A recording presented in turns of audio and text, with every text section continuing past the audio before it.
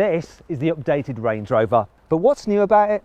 Well, in this video I'm going to tell you. The one I have here is the hybrid, and it's a little bit like Battersea Power Station in the way that you might think it's just some old-fashioned fossil fuel burning polluter, but actually it's been completely modernised. It's fitted out with a shopping centre and a load of expensive flats. Actually, that's not right. It's got an electric motor and some batteries, and you can drive it for up to 25 miles on an electric power alone, so you can drive off and go give Greta Thunberg a cuddle. Anyway, I'm Matt Watson and you're watching Car Wow.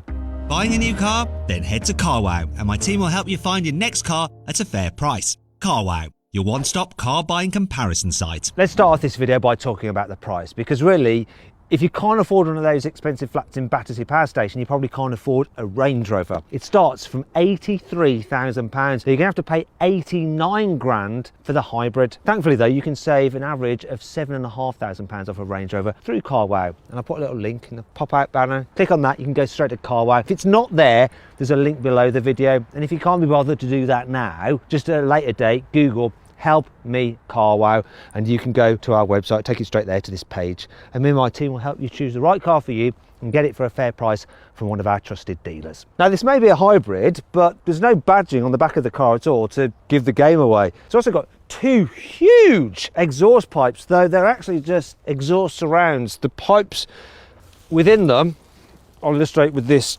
Car Wow branch of truth, are very small. Look.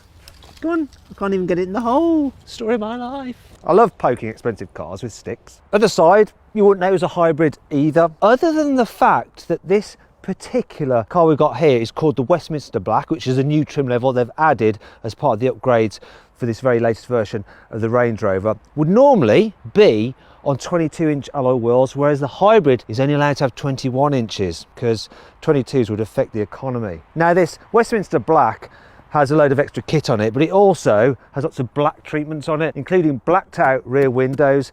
The one on the door here is a bit more browned out, a bit like Keith Richards in the 1970s. There's no changes here at the front for this new Range Rover, apart from, of course, the extra black bits for this Westminster Black model. Now, there are some other new trim levels they've added. One is to celebrate 50 years of the Range Rover, and that is available with some exclusive paints that cost £11,000 each. Here on the inside there are some updates, including different coloured trims for the interior materials, and you now get Apple CarPlay and Android Auto. Other than that, the infotainment system is exactly the same as before. It's all right, it's not as nice to use as the infotainment system you get in a BMW X7. In fact, the quality isn't quite as good as in an X7, but it's still very, very nice in here. Now, if you do want to see my full in-depth video review of the BMW X7, I'll put a little link up there. Click on that, you can go watch that video.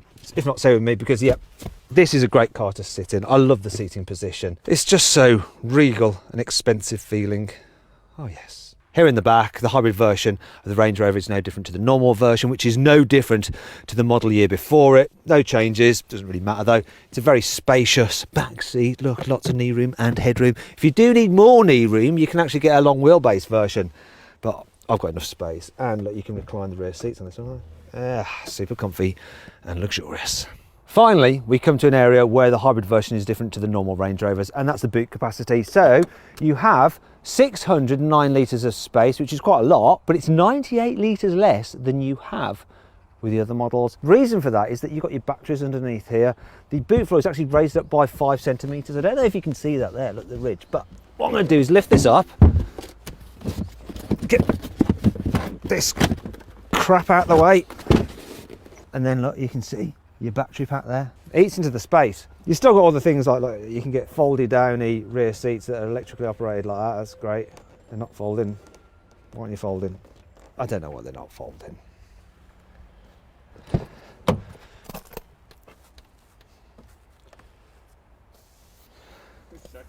No, carry on. Why aren't they folding? They should fold.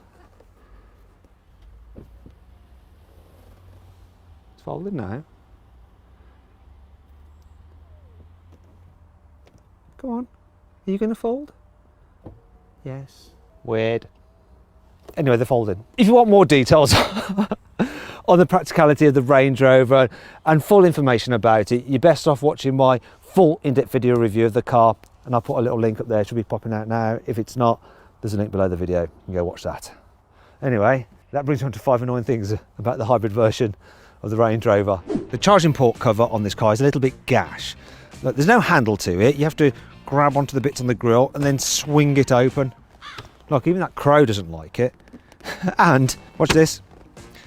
You lock the car, you think that would then be locked. But no, look, we can get in there if we want to and meddle around. The batteries and motor fitted to this car add to the weight. 200 kilos extra over the 3-litre diesel and 3-litre petrol versions of the Range Rover. So it comes in at 2,577 kilos. The battery capacity is only 13 kilowatts, yet it still takes 3 hours to charge it up. That's because the battery can only charge at a rate of just over 7 kilowatts, whereas some of the very latest proper full-on electric cars can charge over 300 kilowatts an hour. Cars which can run on electric power alone emit a noise to warn pedestrians. Now this, when you put it in reverse, makes a bonging sound, a bit like a truck. Have a listen to this. You hear that?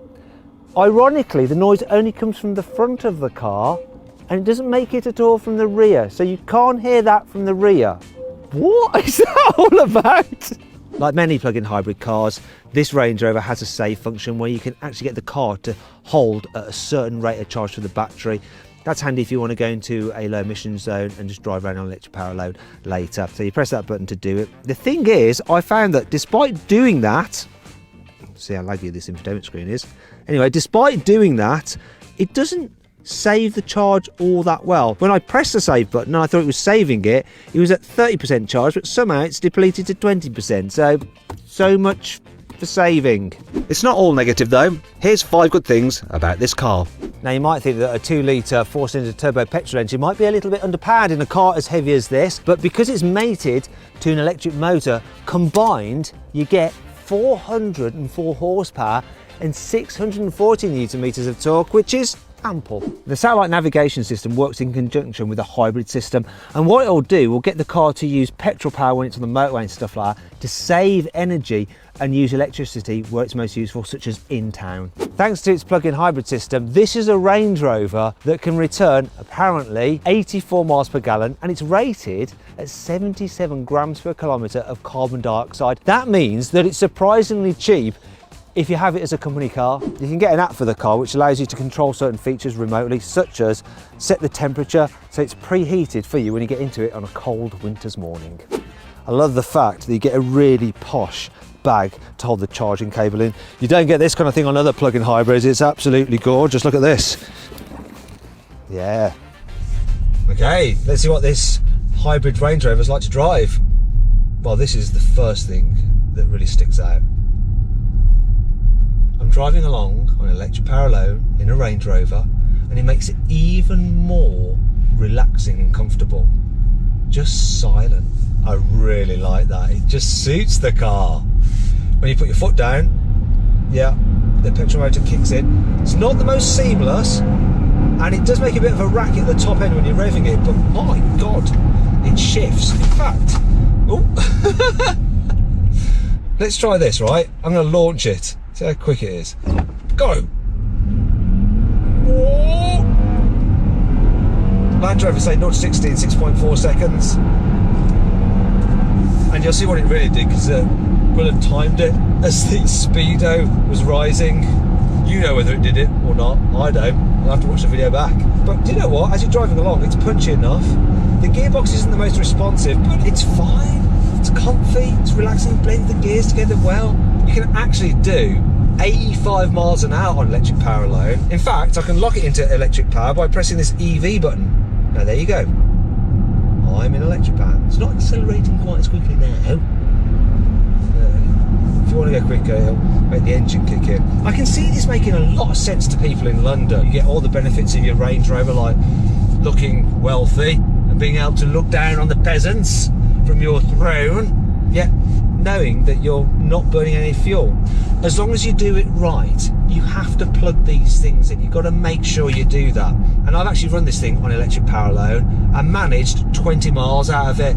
So yeah, Land Rover does say that it'll do 25, but I was happy with 20. Now, if you run out of electric power and you have to run it just on that petrol motor, yeah, it will hit your economy. I got 24 miles per gallon. The system does retain a little bit of power for the battery, just so you've got that performance when you need it. That's decent performance. I like this a lot more than I thought I would. Do you know what? If I was out in the countryside or had a farm, I would just have the diesel version of this. But for people who have a bit more of an eco-conscience, this is a really good choice. There is one thing about this car that you might be thinking, yeah, it's a Range Rover, is it still going to be good off-road? Well, apparently it's just as good as a normal Range Rover off-road. You've still got all the same terrain response systems and same capabilities. A proper Range Rover, a supremely luxurious, super comfy, really soft riding luxury car that can be surprisingly economical to run. Now, if you'd like to find out about all the best deals available on the latest plug-in hybrids and electric cars, if you click just on that pop-up banner up there, it should be popping out in the top right-hand corner of the screen. You can go directly to CarWow. Alternatively, there is a link below the video for you to go there. Go check it out. See how much you can save. So then, what's my final verdict on this Range Rover hybrid? Should you avoid it? Should you consider it? Should you shortlist it? Or should you just go right ahead and buy it? Well, I reckon you should shortlist it. You know, it's a Range Rover, but it's one that's guilt-free. What's not to like? I hope you all enjoyed the video. If you did, please give it a like. Now, if you click on that window there, you can watch a drag race with the Range Rover Sport SVR. If you click on that window there, you can watch a Land Rover Defender compete off-road against a bunch of other cars. And if you click on that box there, you can go to CarWow to see how much money you can save on a new car. Alternatively, just Google "Help Me CarWow."